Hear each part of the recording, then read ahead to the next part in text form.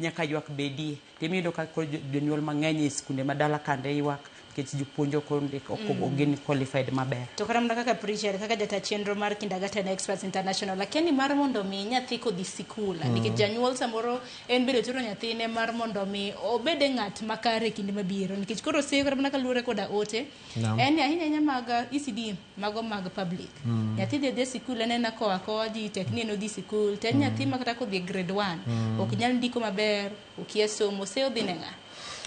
Erokamano. Seyo nikech king'iyo constitution marwa article 43 wacho ni the government has the mandate mondo mi provide quality, equitable and inclusive and accessible education. Mano role mar government. Then kibiro koro pre-primary education, it is a devolved function mar county government. Koro chutho awacho ga ne ji pile watero ga nyithindo private ok ni nyalo but because ibiro yudo in a private institution nitie gima waluongo ga ni teacher pupil ratio yani namba nyithindo ko ket kuom japuonj achiel owinjo be ni romo nade. Koro inyalo yudo seche moko e public gina jopuonje mabo qualify maber to one challenge magin godo en higher enrollment ratio. Inya donje preschool achiel yudo ka japuonj achiel ni kata ga nyithindo 60. Nyithindo 60 to gin nyithindo ma age ka in ja PP1 to winjo be ni en ja higa 4. Nyathi ma ja higa 4 ka gin nyithindo 60 ma jo higni 4 timiye japuonj achiel to onge kata assistant teacher.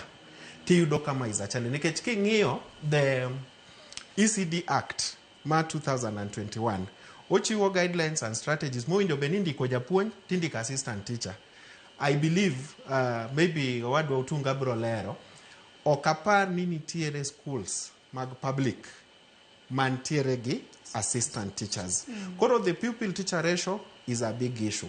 Koro mibangi yudo ka janyuol ang opt mondo mikoro matin ma en godo cha oyie mondo manre mondo ter nyathi. Don preacher makema kama nagikanyo mar mondo mi wawinjo na thuond weche manyien mago mag migago nyakoro ga juang bange angene kikilar paro mabendi ntiere godo nyakoro ga jonda kigen 36 tok saa auchiel mar odiochieng' ng'onyo na thuond weche bange waduoge twak.